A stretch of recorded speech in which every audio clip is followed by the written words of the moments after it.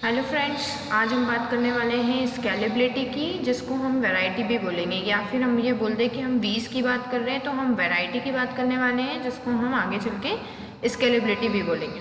ठीक है, तो अब इसे देखते हैं। वैरायटी इक्वल्स टू कॉम्प्लेक्सिटी भी है।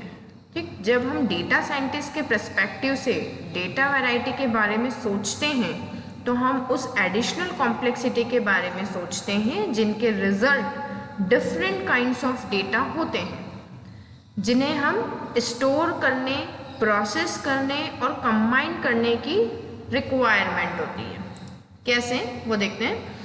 अब कई साल पहले जब हम डेटा मैनेजमेंट की स्टडी हमने शुरू करी थी, तब हमने हमेशा डेटा को टेबल्स की फॉर्म में देखा।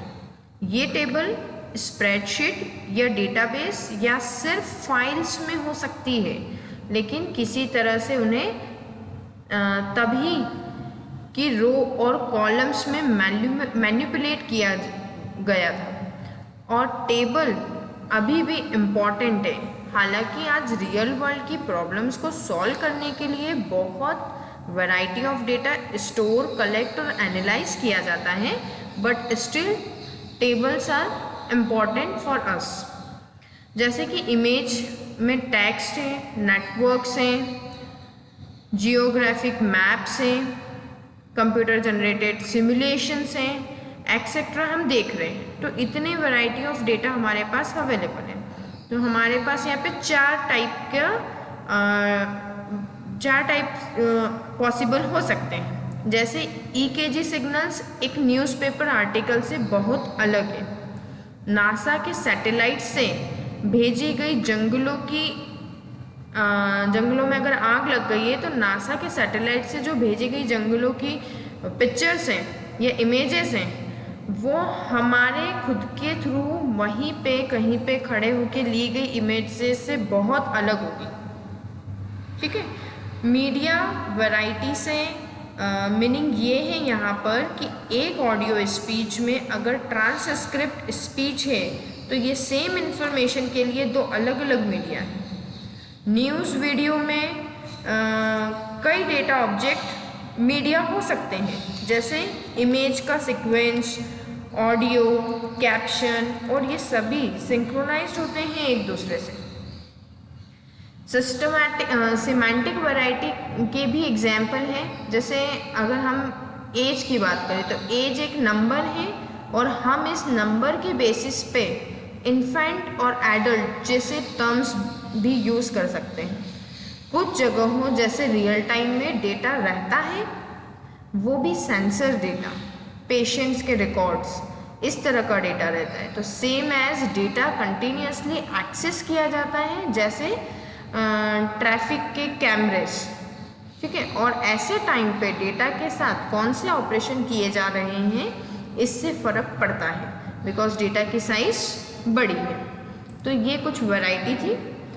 और हमें ये नहीं सोचना चाहिए कि सिंगल डेटा ऑब्जेक्ट या फिर सिमिलर टाइप के डेटा एक जैसे होते हैं। जैसे अगर हम ईमेल्स की बात करें तो वो एक हाइब्रिड एंटिटी है। ठीक है, कैसे, इस फिगर को देखो, यहाँ पर ईमेल की बॉडी टेक्स्ट होती है यूजुअली, हाँ होती है, बट ये हो सकता है कि कुछ ऑर्नामेंट्स हो, जैसे यहाँ पर हाईलाइटेड टेक्स्ट है हमारे मैसेज में, और यही हाईलाइटेड टेक्स्ट जो है हमारे मैसेज का सोल है। ठीक है, तो ये कैसा है, वेल स्ट्रक्चर्ड है। ठीक, अगर इस इमेज की बात करें तो यहाँ पर अटैचमेंट इमेजेस कुछ भी हो सकता है, और जब आप अपने मेल बॉक्स से सभी ईमेल्स का कलेक्शन लेते हैं या किसी ऑर्गेनाइजेशन से, तो आप देखोगे कि सेंडर और रिसीवर एक कॉमन नेटवर्क बनाते हैं। 2001 में एक स्कैंडल हुआ था एनरॉन नाम की कंपनी में। उनकी फाइनेंशियल रिपोर्ट में फ्रॉड हुआ था। सो उनकी कंपनी के एम्प्लॉयज़ के बीच में यूजुअल और अनयूजुअल कनेक्शन का पता डेटा साइंटिस्ट ने खुद पैटर्न निकाल के बताया था। आप ईमेल को अपने सिमेंटिक्स के अकॉर्डिंग रख सकते हो। इट मीन्स प्रीवियस ईमेल्स को कॉपी या फॉरवर्ड नहीं किया जा सकता, ऐसे रिस्ट्रिक्शंस हो सकते हैं। तो हम ये कह सकते हैं कि ईमेल एक रिपॉजिटरी नहीं है, बल्कि ये रियल टाइम डेटा सोर्स है। ठीक, तो जब हम बात कर रहे हैं वैरायटी की, तो हम वैरायटी में कॉम्प्लेक्सिटी और स्केलेबिलिटी दोनों ही टर्म्स को देखेंगे। और क्यों देखना ज़रूरी है वो हमने इतनी सारी सिचुएशंस देख ली हैं। ठीक है, नेक्स्ट क्लास में हम वेलोसिटी की बात करेंगे। Okay, thank you. अगर आपको मेरा लेक्चर अच्छा लगा है तो लाइक बटन पे क्लिक कीजिए और मेरे चैनल को सब्सक्राइब करके और अपडेट्स लेते रहिए। Thank you.